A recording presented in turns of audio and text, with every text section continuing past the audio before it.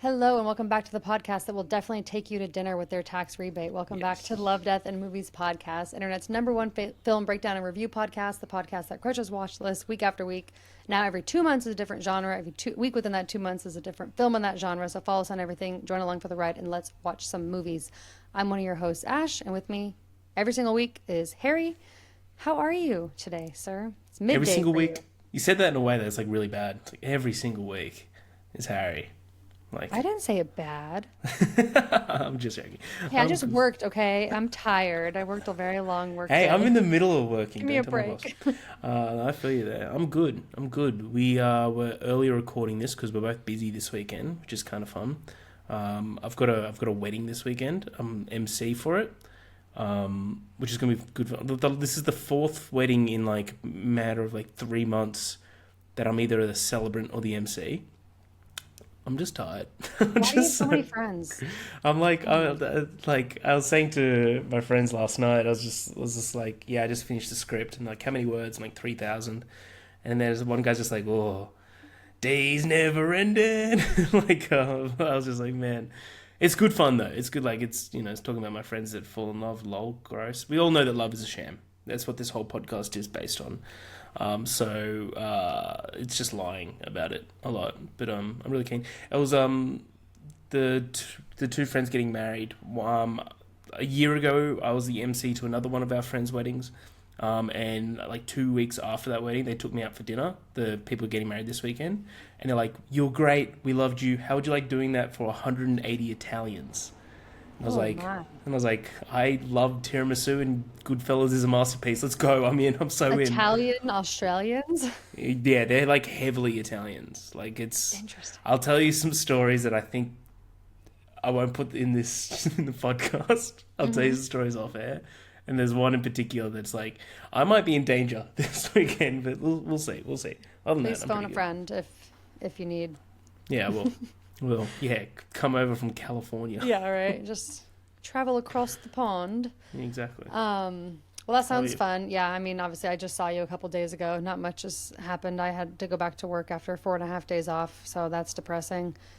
And it's super busy. I This is like one of my busiest months at work coming up, so I'm very much looking forward to getting some time off around Christmas. We don't do it like you guys do, where like a lot of times you get like holiday across the whole country, where like people get like 2 weeks. We don't get that, but my company is closed Christmas Day, Christmas Eve, and the day after Christmas, and we close at 3 the day before Christmas Eve. So like that week, I only work like Monday, and then until 3 Tuesday, and then I have off until the following Monday.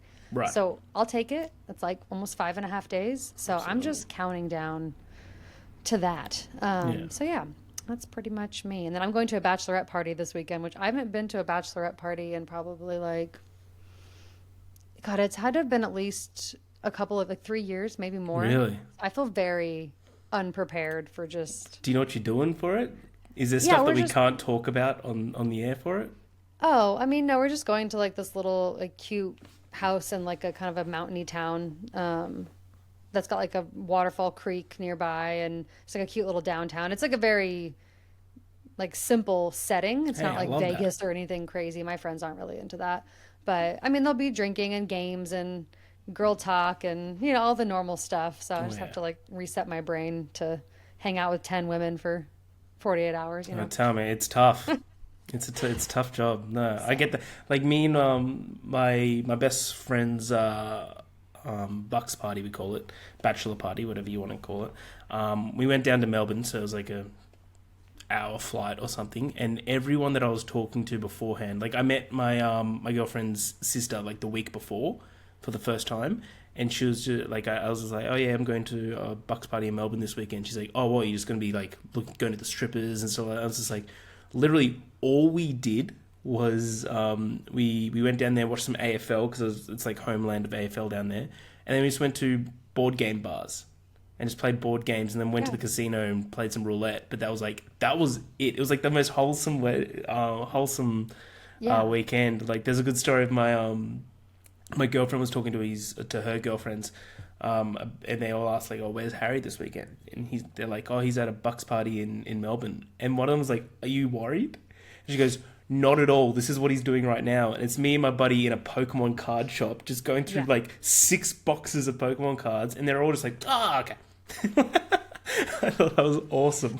I'm more concerned about my husband looking at Porsches than I am about any kind of bachelor party where there Yeah, might be exactly. strippers. Like, come That's on now. good. That's a good man. It's a good Yeah, man. that is funny. No, the only thing we're really doing is like doing a night in, but we're like dressing up. So like we're Love doing that. like disco 70s theme with wigs. And so we just have to like bring an outfit and like bring a wig, and we're just Oh, I dressing love up, that. staying in, having like See, someone's that's like cooking for us, and we're just like drinking and playing games, getting to know each other better. So See, I feel like that is the best type of like bucks or hens party of like, Yeah. like 100%. how like, old are we? Like I'm not Yeah, going to, I like don't need a and you want to stripper. kind of remember it as well. Like we've Yeah. got one coming up. I'm going to Sri Lanka in March for a wedding. By the way, we should talk about scheduling. That's the next week. Yeah. Next year We'll, thing. we'll get there. It's only for like a week or two. For his bucks, we're thinking about going down the coast and like hiring an Airbnb on the beach, and then like getting like a chef to come in for a night and like get like a steak night, and then we're gonna do he's a guy that he's hard to describe. He's an enigma of a man, where there's just so many stories about him of like just random shit that he's done. And we're going to do like a presentation night where each person has like picks their favorite, his name's Max, picks their favorite Max story. And then we present to why it's the best Max story of all time. And that's like it. And it's like, love I it. think that's going to be great. Then we might Yeah. bring like PlayStations and do a LAN party. Yeah, we don't need to be worried about The fact that I know what a LAN party is that speaks good. to the It's person good. that I've married. Yeah, I know exactly what you're talking about. Big fan of Adam over here. Big fan. Yeah, except for his Francis Ha review. Yeah. Well, he changed it, so it's okay. He's back in the inner circle now. I'm going to check it. Well, speaking of, we're talking Francis Ha today. We're starting a new chapter. We're calling it Bite Size Bangers, which is Oh, yeah. bravo. That's just a great title.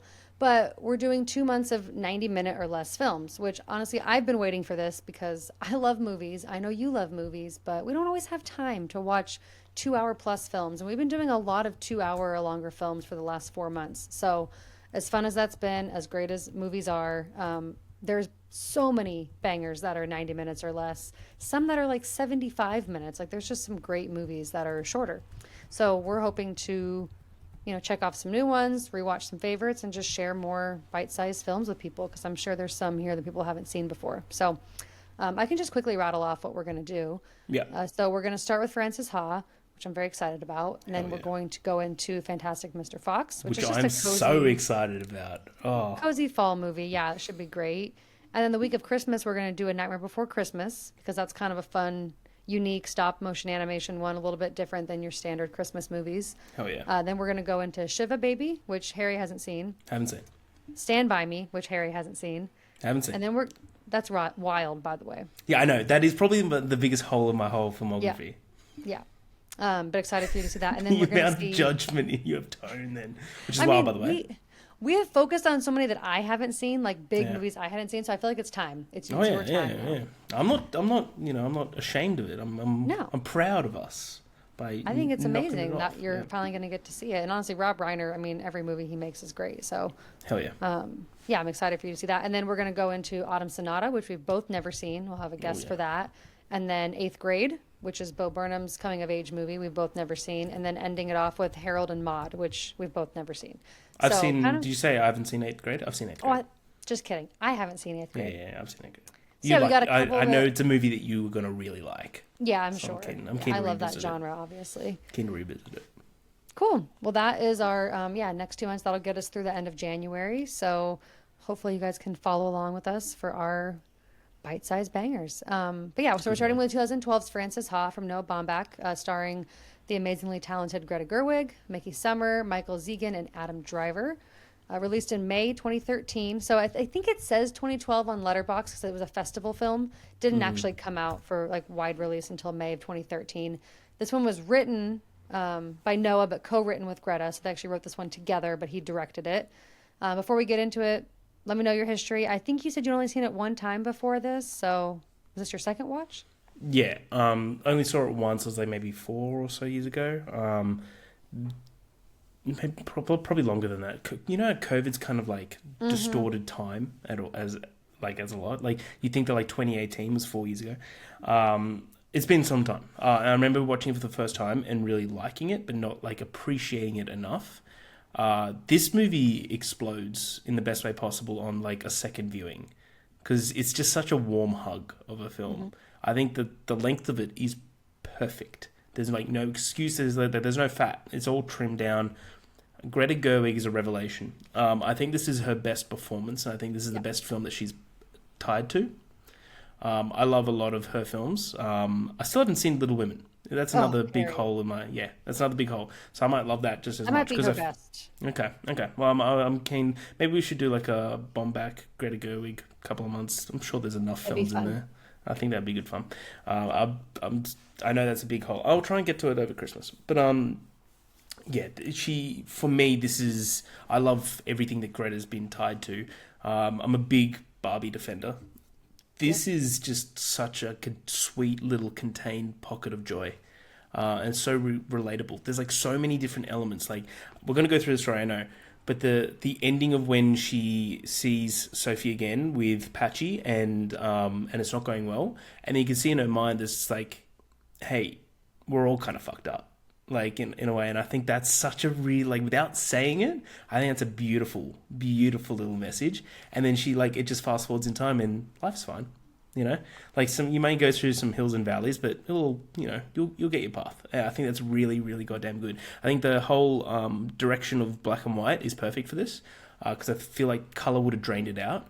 Yeah. Every single side character is so lovable, like in their own right. Like from oh my god, Lev is just like at the start you're like, oh, they're gonna fall in love. It's like no, they don't. And it's like she's not right for Lev isn't right for her.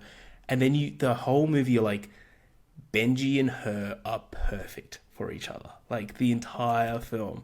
And then, like towards the end of it, kind of hints towards it that it's gonna happen, right? Like towards the end of the film, it's just like we're both undateable, and so I hope for like I would never want a sequel, but I'd hope for like the future of this that they would live happily ever after. Um, but I just think the little time jumps as well is really goddamn great. But everything just stems to Greta. If Greta wasn't there, this movie would be completely different. And same with Noah Baumbach's writing and stuff. Like Noah Baumbach's writing is good because he writes it for Greta. Yeah. And if it wasn't for her, I think this movie would not. I'm not saying it wouldn't be good. It would be vastly different. I don't think I'd be able to imagine it being as good as it is. I think this movie is like catapulted quite significantly in like one of my favorite movies of all time now. That's Wow. Francis. Like that? Love Like it. that? Yeah. Yeah, I mean, this is my fourth time watching it. I agree with you. The first time I watched it, I really enjoyed it. I really felt like it was just like a cozy, great movie to put on like a cloudy day. And then I watched it a second time and I just absolutely fell in love with it. And then I've watched it again and again. And I think it's a perfect script. I think it's a perfect movie. It knows exactly what it is. It executes amazingly on everything. I think it's just relatable in so many ways. I think especially as a young female, there's so much here that I can relate to in her like dreamer kind of outlook on life, kind of her wanting to strive, for her goals and not be willing to give up on them initially. She kind of eventually realizes that you sort of have to take what you can get sometimes to get to the next step. She's very like set in her ways initially and doesn't really want to have to fail to succeed. And I think that's very relatable. I think the friendship piece is relatable. I really struggled in my 20s at leaving college with adjusting to like female friendships and what that looks like as you go from living with someone feeling so close and connected to them to slowly moving on, dating, getting engaged, getting married, moving out on your own. Like there's just so much there that I think is so relatable to so many people. And I think especially female friendship is not portrayed in movies always in the best light for adult friendship. So I really enjoyed that aspect of this movie a lot. But I think just Frances as a character is just very relatable. She might be on the spectrum a little, but that's okay. Oh, definitely. A lot of us she are. she covers the spectrum. Yeah. Like absolutely. But Dude, the but scene. she's so lovable. Like there's I know. The scene when Lev touches her shoulder and she just goes like "Meow," or something like that. That scene stands out to me. So funny. It just shows like how just like she's just herself, like Yeah. unapologetically herself, and she's trying to figure her shit out. And I just think there's so many little moments in this movie. You realize how behind she is compared to Mm. so many people, but by the end, she kind of realizes, like, yeah, like you said, everyone's kind of Running got their own their race. thing, even if they seem like they have it together. So yeah, it's kind of interesting to rewatch this more and more. You notice little lines or little moments from the very beginning that kind of make Frances stand apart from everybody else. But by the end, you're just really proud of her, I feel like, as a viewer, which is really fun. So, Yeah, agreed. okay, well, let's get into it. It's a hard movie to break down. I almost feel like it's probably going to be a little too much of a breakdown, but we're just going to go through it. Stop me along the One way if you want. one thing to add that just came to my mind that to add on to what you just said. I love that in no realm does she show like cringeness towards who she is or like shame towards what she says. You could if you may remade this movie now with like a different director, different writing, she'd be saying some of the lines and like get off the phone and be like, ah, damn, that's stupid. It's not like that. But then like when she's in Paris, she's like, I'll be the girl with acne holding acne in her hand. Yeah. Then she gets off the phone, she goes, hmm. And it's like she doesn't care like at all. It's like yeah, she's very exactly what you said, unapologetically herself. And I love that. I think Yeah, that makes more sense to me for someone who's 27. She's not 19. She's not like an insecure college student. She's a young woman. Like yeah, she's still coming of age. She's still figuring her shit out, but there's a different confidence that you kind of jump into where you start to be more comfortable in your own skin, even if your own skin means you're kind of immature and kind of behind in life compared to whatever the standard may be.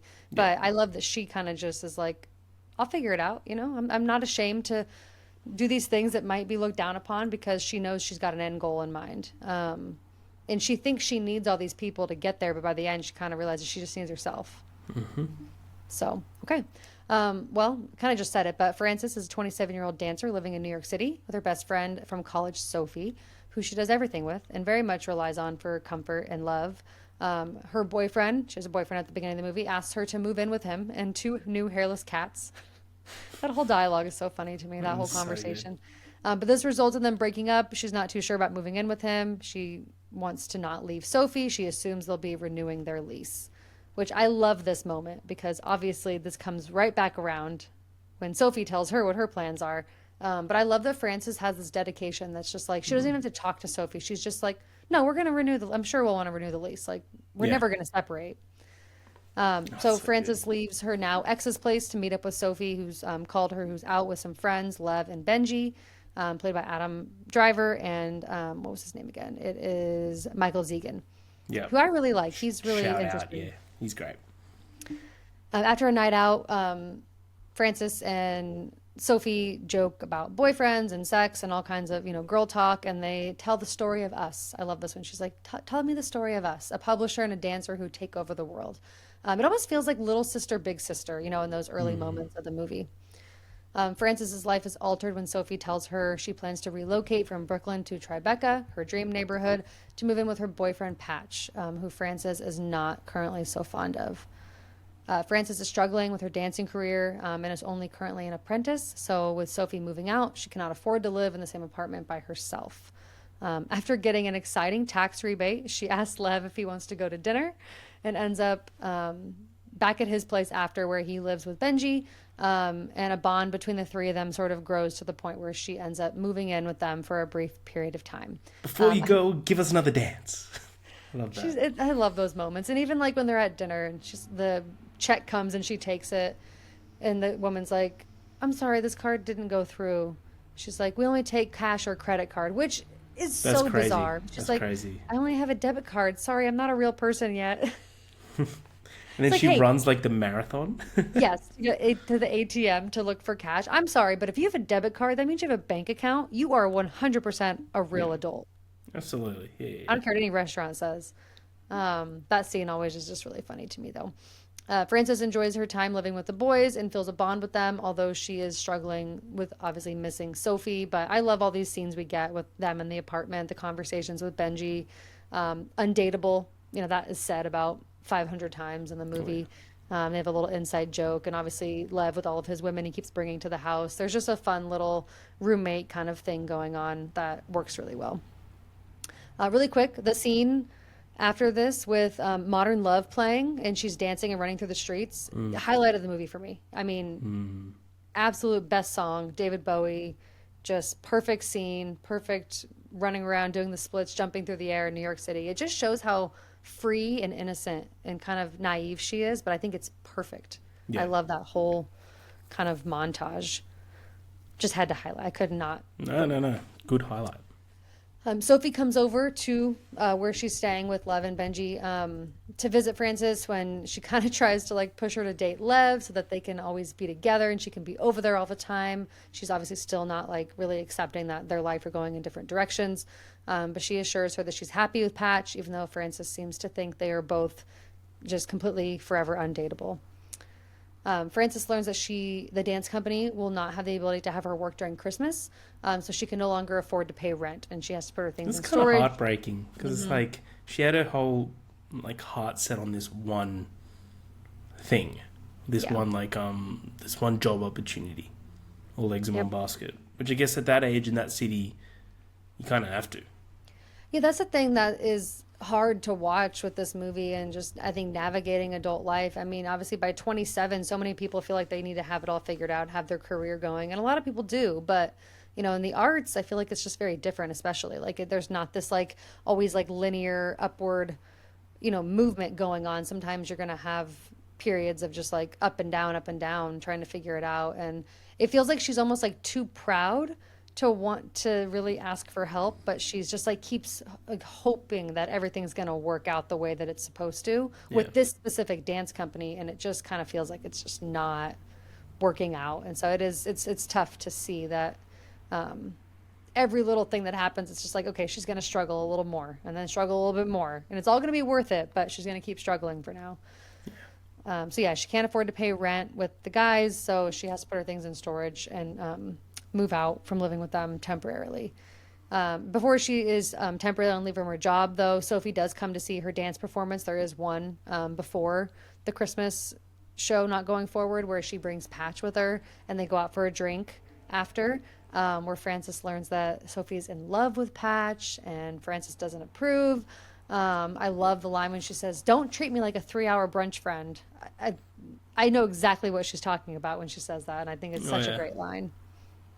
It's like a After they what is that like a thread like a brunch friend that like you only see like once every couple of months for brunch and then that's it. Yeah, or it's just like, yeah, it's like a person that you only see when you go out with like a big group to brunch and like you Yeah. almost pretend like you're best friends and you catch up for 3 hours, but you don't talk for months on end after that. Like, Yeah. it's not someone who you've known for 10 years who like knows in and outs that you've lived with kind of thing. Exactly. After they fight, Frances leaves, telling them that she's going on a long vacation. And she grabs a bottle of expensive vodka that Patch has So purchased good. and takes it back and gets. I love the whole scene where she gets drunk in the room and she's with Benji, and yeah, that's just such a great scene. So good. That was when I thought her and Benji something was gonna happen. Also, I love that whole thing where she's like telling him about her bad night, and he's like guy troubles, and she's like no Sophie troubles, and he's just like undateable. Yeah, I love it. So, anyways, I'll stop there. Anything else to add before we get into the part where she heads home for the holidays? No, that's kind of perfect. Yeah, it's just I get what you mean by like it's hard to write notes on this movie because it's just like a window in the life sort of film. And it's like rather than like main plot points, it's just like how she lives. And like if you kind of describe that to someone that hasn't seen it, be like, it's like, well, what happens in it? And you're like, oh, she just kind of lives, like and A hangout movie to a certain extent. it kind of is a hangout movie. I do love the direction that they took with Lev's character because at first because like I forgot a lot of what happens in this film, and at first you're just like, oh, this is going to become like a weird guy trouble thing film, and he's going to be like a catalyst, and that's how she's going to like grow on it, and then like by the end of the date, they're just like, there's nothing romantic here, and like they both kind of know it without saying it, and like that I thought was like a really good pivotal moment. I love Benji. Big Benji fan. I think He that can be a first. little pretentious in some of Oh his yeah, dialogue about his like, but he's obviously comes from like a rich family and he's in like the writing kind of yeah. film But he show sticks industry. up for her. Like not Yes. that he needs to. Like sticks up probably wrong.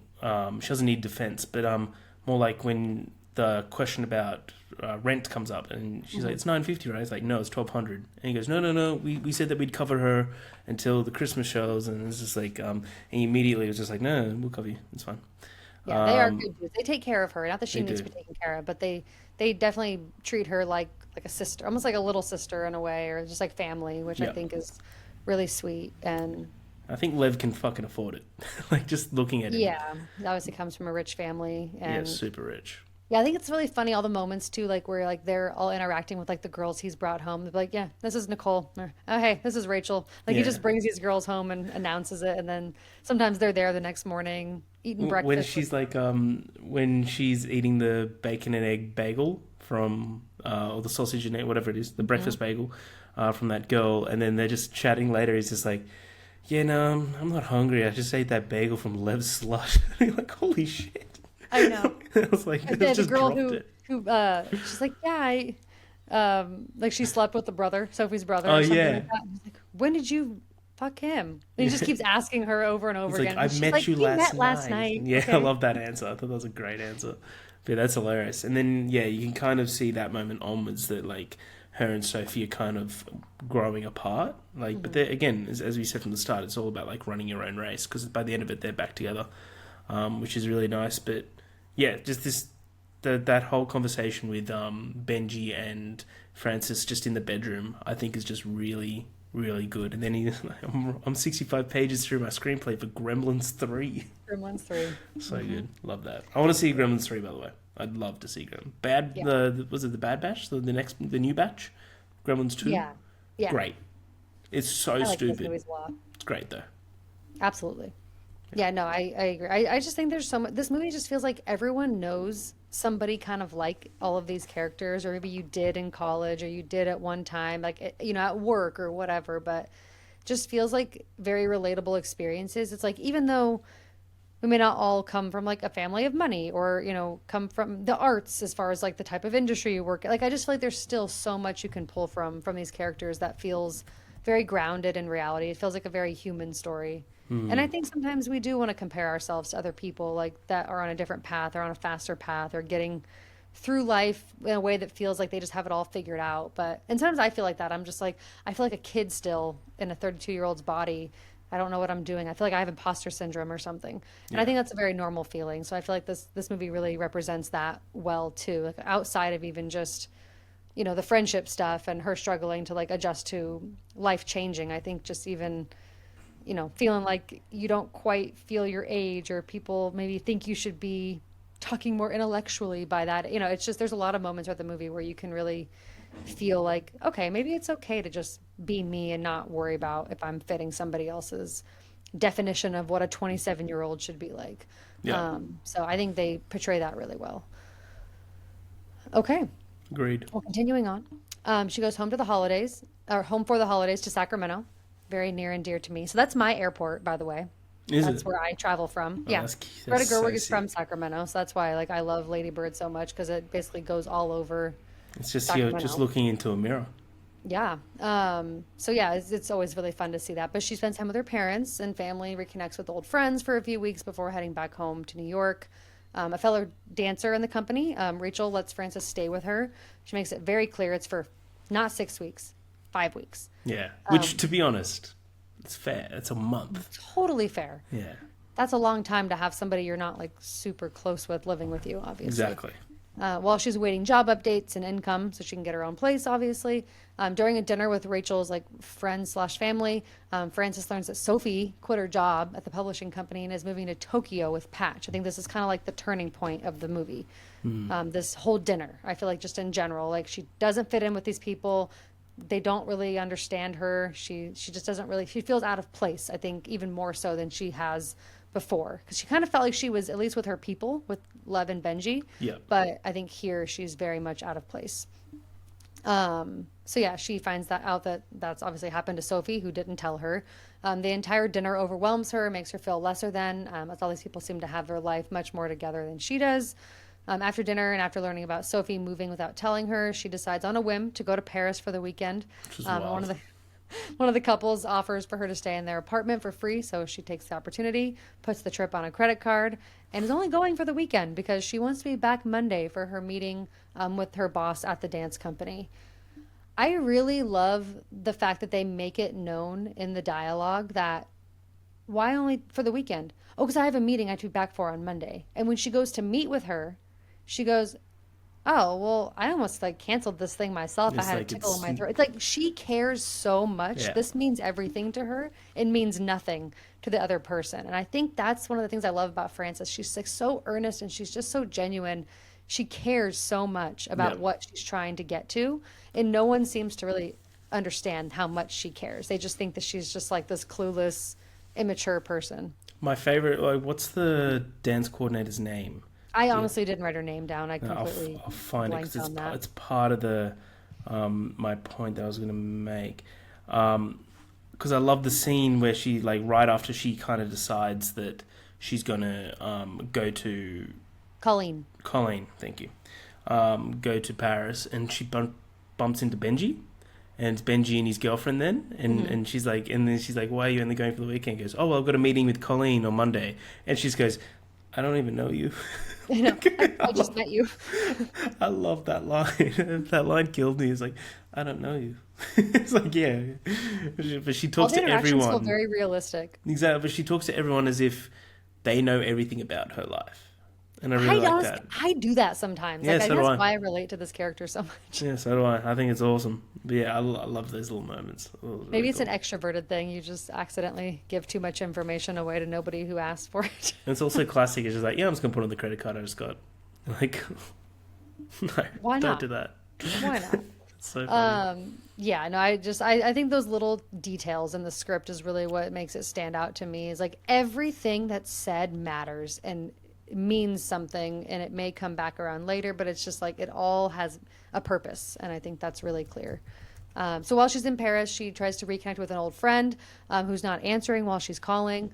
She sleeps through half of one of her days there because she takes a sleeping pill at like 5 in the morning and doesn't wake up until like 4:30 in the afternoon. Um, but overall, she has a pretty uneventful trip to Paris, which was really sad. Everything's closed by the time she actually gets to go explore, and then she ends up at this cafe by herself, sitting alone, and she gets a call from Sophie. Sophie tells her about Japan. Finally, Frances acts surprised. She doesn't tell her she is in Paris or that she's homeless or jobless. And Sophie invites her to a goodbye party that's that night, but she tells her she cannot make it. Frances lies and tells Sophie things are great at the dance company and that she'll have her own place soon. She apologizes and tells her that she loves her before hanging up. I also love the moment in the cab on the way to the airport where she finally gets a voicemail from the person she's been trying to reach that's there. Who's like, yeah, you should come to dinner tonight. We'd be so happy to see you. And And she's it's like, heading back. it's like and she's like, and at the end of the phone call, she goes, wow, this is such good timing. I And know. then, yeah, it's Like, like, everything is so perfectly layered in yeah, it's to so good. just not work out for poor Frances. Yeah. But I love that she never like really hangs her head down too much. Like she really does stay pretty positive throughout all of it. You know what I Yeah. mean? Okay. So back in New York, she meets with Colleen and is offered an office job position for someone who's going to be going out for having a baby. She said, or Colleen tells her it'll keep her afloat and that she can use studio space to come up with whatever she wants to do next. Frances is just not into this idea, and she kind of has this lie about how she's going to be a dancer, just not there, and Yeah. she leaves. Next thing we know, with no other options, she returns to Vassar, her college alma mater, to work as a resident advisor in the dorms and a cater waiter for extra money for the summer. So she attempts to take dance classes. They won't let her since she's not a student.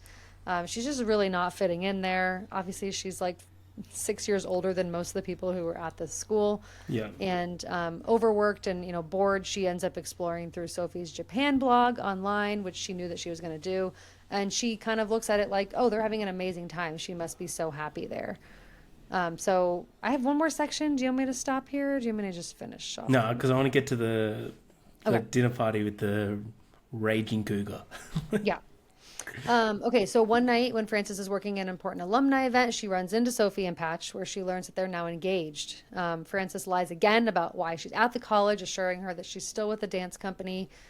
Sophie drunkenly fights with Patch. This is kind of the first time we see like Sophie really drunk, It's pretty which is brutal, really to be interesting. It honest. is. It's really cringe to Because the not whole cringe. movie, Patch It's isn't uncomfortable. Patch is talked about negatively He is. by Francis, but at no point does he show any type of behavior that should be accepting of that. You know, he Hmm. seems like a really nice guy, and he obviously cares about Sophie.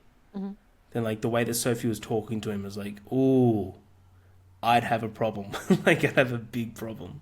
Yeah, he's almost portrayed as just like this really basic guy who might be like a little bit like boring and like kind of Mm. just like plain. Like he's just like, guys, got to take a leak. Like he's just one of those like people that like almost feels like he's memeable. Like he's Yeah, just very like simple, and that's not bad. But they kind of like they do kind of mock it throughout the movie. So it's interesting when you finally get to like actually meet him and like see him kind of interact. But yeah, Sophie very unfair with him obviously throughout this whole thing, and his like grandpa has a funeral and she's very like vocal about how awful a person his grandpa was. It's all just like very difficult to watch, but it's I think it's also like Francis's awakening to like, oh, their relationship is not what I thought it was. Like it's yeah, not all perfect. But yeah, after the drunken night, Sophie ends up back at Francis's dorm, knocking on the door, and they kind of spend the night together like they used to. Um, Drunk Sophie tells Francis that she hates Tokyo, that she experienced a miscarriage, that she isn't going to marry Patch. Things get kind of real, and they talk about getting an apartment together in Brooklyn when she comes back to New York and having things go back to the way they used to be. And I feel like you can kind of see this like light in Francis, like it's almost like a she's like, yes, my life's going to go back to the way it was. Um, she takes care of Sophie, and they share her very small twin bed. I remember those twin beds from college dorms; they were so small. Before Sophie leaves her a note and sneaks away in the morning, which obviously upsets her. She runs after her, but doesn't end up catching her. So now back in the city, we see Frances has finally decided to take the desk job at the dance company and works on her own choreography. So I feel like this like moment with Sophie was kind of like a transitional point for her. yeah, She finally kind of has accepted that that is never gonna her life's never gonna go back to what it was. Her friendship's never gonna be exactly the same, and I think she's like learning that like acceptance is okay. It's almost like she was grieving the friendship, and now she's at the acceptance phase, and now she's ready to kind of put her pride aside, I think, and actually take the steps she needs to take to become an adult and get her life going the way that it needs to go. yeah, So she takes the desk job to make money. She works on her own choreography. She puts together her own show of dancers, like doing her choreography. And she puts together this whole like performance where you have Rachel there, Benji, Leave, Sophie, Patch, who are now married. Everybody's there to watch. And then after the performance, we get this great moment where Frances is talking to Colleen, Sophie's with Patch, and they make eyes across the room. And her boss is like, "Who are you looking at?" She's like, "That's my best friend, Sophie." And then I want to bring up this part finally. Earlier in the film, when she's at the dinner party with Rachel's friends, she's talking about what she's looking for in a relationship. You know, it's that thing when you're with someone and you love them and they know it and they love you and you know it, but it's a party and you're both talking to other people and you're laughing and shining and you look across the room and catch each other's eyes. You know the rest, I'm sure. But that whole great monologue that Greta yeah. Gerwig has, we get that like that becomes real in that final moment there with them looking across the room and smiling and laughing. And it's almost like they both just like have accepted where their friendship is now and that it's just as good as it's always been. They just aren't what they used to be. And that's okay. So I love that moment that they have there. I love that there's no dialogue between them. There's no scene of them talking or anything. They say everything without saying anything at all, which I think is the whole point. Hell yeah. So Frances finally gets her own place in Washington Heights, which she mentioned earlier on that she was going to move to maybe Washington Heights. She can't fit her full name in the mail slot, which This is is the Frances moment I was like, Halliday. ah, I was like, yeah, So it ends up just looking like it says Frances Ha. And yeah. that is when the credits roll, and that is the end of the movie. So Great ending. final thoughts, score, favorite lines, favorite character moments, anything else that we haven't talked about yet. Yeah, it's a 5. I just love how It's a this five. movie's pretty like unpredictable. In a way that like it could have easily gone like as I said with Lev, or even as I like was starting to predict with Benji, of like that being like a love blossom story throughout the whole film, but it wasn't. It was just entirely about Frances and like kind Mhm. of just figuring out who she is and what her path is, and like kind of like building on her self identity and self confidence in a way that like what she's doing is different to everyone else, but what they're doing is different to everyone else as well. Which I think's really goddamn awesome. And then there's just the cinematography is great. Of course, we could talk about that. The use of black and white, unreal. Love it. It's beautiful. It really also allows everyone to focus on Greta way more than they would have if it was like super colorful and stuff. I think that makes her even more of the centerpiece. Yeah, this movie's fantastic. I can't wait to rewatch it again. It's 5 stars, It's like easily. perfect. It's such a easy movie to watch as well. Mm-hmm. Yeah, great movie. Yeah, it's an absolute comfort film for me. Yeah, 5 stars. I just absolutely fell in love with this movie and the character of Frances pretty much from the first time I watched it. But yeah, I think the black and white adds so much, and I think that it can add so much to so many films, but not every film can just be black and white just because. Like, I really think it adds a lot to this movie, and when you mix the score in and the soundtrack and kind of just the way her character behaves, I think that it just really draws you in and just makes the experience even better. But yeah, I mean, like I said before, I just think that's a perfectly written script. I think there's not really a flaw or any fat in this movie. It's perfectly written to be, just the length it needs to be without, really having anything I would take out of it. I think it all adds to the story. I think the more you watch it, you'll find that little moments, little one-liners all just add layers and layers and layers to this character that you come to love Hell yeah.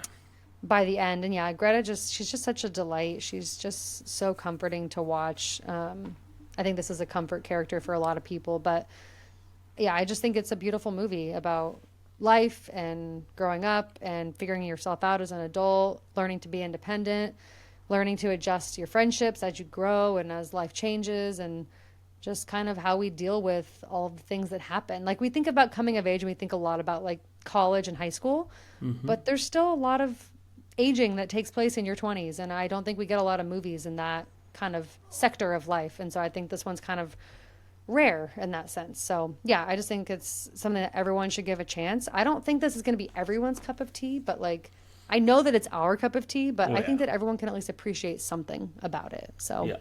Agreed. yeah, perfect movie. Everyone should see it, and I'm really glad that we did this. We could rewatch it. Hell yeah. All right, well, that's our thoughts on Frances Ha. Masterpiece basically is the conclusion. But before we go, we're going to do a quick draft of black and white films. We've never done this because we've never really had an opportunity to do this. Oh, yeah. So obviously, this can be any genre, any year, and we'll just do 5 each. And you can start. I didn't really prepare. I'm just kind of winging No, it. neither did I. And it'd be weird if I didn't take 12 Angry Men for number 1. So 12 That's Angry Men. absolutely fair. Sorry, I have a needy chihuahua that I have to pick up. He's going to join me and help me with this. Well, that's this draft. unfair. All right, Scooter, you got to help me pick the best option. Oh, I'm trying to think where he I want to purring? start. Huh? Is he purring? It sounded He's like, like breathing really aggressively. sounded like a. He's breathing very aggressively. That's I think to start, I'll take Schindler's List. Yeah, I think nice. that is just obviously a beautiful movie, but If you're holding Scoot, I can take notes if you want. that'd be amazing. Cool. So I did 12 Angry Men. You did Schindler's List. Nice. I'm gonna take my second. I know it's a more recent edition. I'm gonna take The Lighthouse. That's a great pick. I think The Lighthouse is one of, if not my favorite, A24. It's up there. Really? It's definitely up there. It's definitely up there. Yeah, I think I gave it 4.5 when I watched it. I need to watch it again. Yeah, hell yeah. Well, I mean, this may be a surprise that I'm taking it second, but I'm gonna take Frances Ha. I mean, Yeah, that's good. 5-star film, It's a 5-star film. 5-star man. He's the 5-star man. That's what it's from. I was like, I know that from somewhere. That's awesome. Yeah, that's great. Good work. I'm gonna take Doctor Strangelove. Oh, I haven't seen that. Nice. Damn. I've heard good things. Oh, I love Doctor Strangelove. Okay, let's see. What is next? Let's get a little bit of Christmas action in here. Let's take It's a Wonderful, Wonderful Life. Life. Yeah, I was Yeah. gonna take that as well. That's right. Nice. I'm gonna take number 4 is Seven Samurai. Haven't seen that either. Oh It's my on the god, list. watch it. It is a task. It's like 4 hours long. Ooh, yeah. Yeah, definitely, but it's fucking awesome. Okay. Let's see. Trying to get like a little bit of different genres here. Okay, I know what I'm going to take from five if you don't take it. About. Oh, there's a couple actually. How about Clerks? Yeah, I love it. Good pick. Love it. Five. Another one that I think black and white really like adds to. Oh yeah. For my fifth, there's two that I'm kind of I think I know the two that tossing you're up. between. Idea. Well, one of them's Psycho. Yeah. Okay. What do you think the other one is? To Kill a Mockingbird. Fuck, you're good. Yeah. I've been hanging out with you for a minute. I love To Kill a Mockingbird. I think it has the best line in any cinema. The name of God, do your duty. So good. It's a great movie. So you're Fantastic. taking Psycho? Psycho, please, yes. Okay. I was also considering taking Psycho. Psycho is what also the kids call it. The kids. How about let's get weird. Let's get different. How about Eraserhead? I don't think That I is understood good. that movie, but I think visually it's really interesting. Yeah, for sure. Also, The Elephant Man is up there as well. I haven't loved The seen that Elephant Man. one. Yeah, the movie's heartbreaking. The movie's great, though. Hell yeah. Nice. Do you want me to do the recap? Yeah, would you mind? No worries. Ash had Schindler's List, Francis Ha, It's a Wonderful Life, Clerks, and Eraserhead. That's a good five. It's a real good five. I had 12 Angry Men, The Lighthouse, Doctor Strangelove, Seven Samurai, and Psycho. That's good. Banger lists. Yeah, Absolutely. love it. Okay, well, let us know in the comments whose draft was better. But those are all honestly amazing films, so you really can't go wrong. But until next time, we're going to be watching Fantastic Mr. Fox. So please watch Comment. that for next week. Excited about that. But yeah, thank you for listening and let us know your thoughts on Francis Ha in the comments. If you haven't seen it, give it a try this cozy holiday season. But until next time, I'm Ash. That's Harry, and we'll see you at the movies.